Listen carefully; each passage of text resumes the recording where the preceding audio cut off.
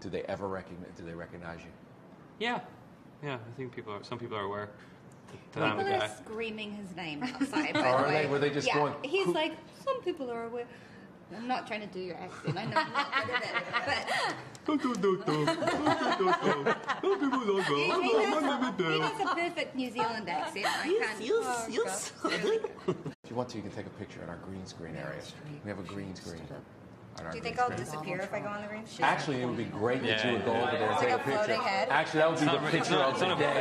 If you would go over and take a picture on our green screen. It's very bold. Do you think so? Thank you. Thanks, guys. The show is about Castle Rock, which is a Stephen King fictional town, and one day a kid is discovered in an oil tank in a closed-off section of the prison, and the kid says one name, Henry Deaver, and there's a mystery there.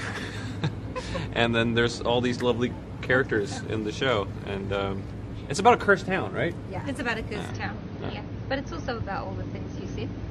Yeah, some of that. That's also true. Now, Castle Rock's a famous setting in so many different Stephen King projects. How will the Stephen King mythos from the other stories maybe weave through this? Will it weave through this? We hope so.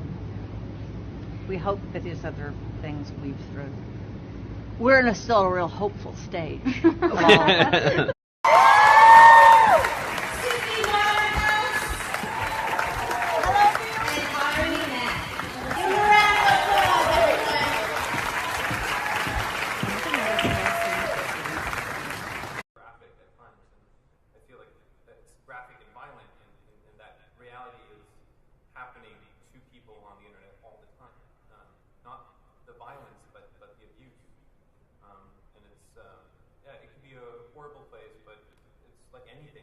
Me being 18 are like the worlds are completely two different places, and I don't think, we're living in a time where it's changing so rapidly that you could probably never have said that before, where it's like, oh, 8 years ago, like that's not a long time, but it was like a different world. Like Instagram wasn't around, like nobody had Twitter, like some people had Facebook. It was just a different world, but it was like, and now it's like, so just that realization of like, it's every 5 years, it's almost like it's a brand new generation coming up.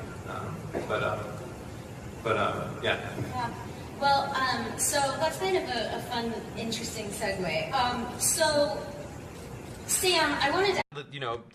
I was like already tired. I was like, oh, this is weird, and the character, I'm like, I'm not ready. I was not in the place to like, I thought acts as a character, and then we went in the next day. He's in Toronto, I was in LA, so he was like on a screen thing, and we did the sort of motion capture thing. It was, Got it. And then I play, and then just like I'm like, all right, talking, okay, well, how's Toronto going? And then like instantly, like, all right, action, and fucking Pennywise came out, and I was like, holy shit! Like, he's still in there. Yeah, and it was like I didn't even know that how much of him was just still there, latent, ready to pop. That's frightening to know. Yeah, he's always going to be there now. Should we be afraid? Yeah, I'm a little afraid. I don't know about you, Sissy. But it was great, and I was like, oh, like and then the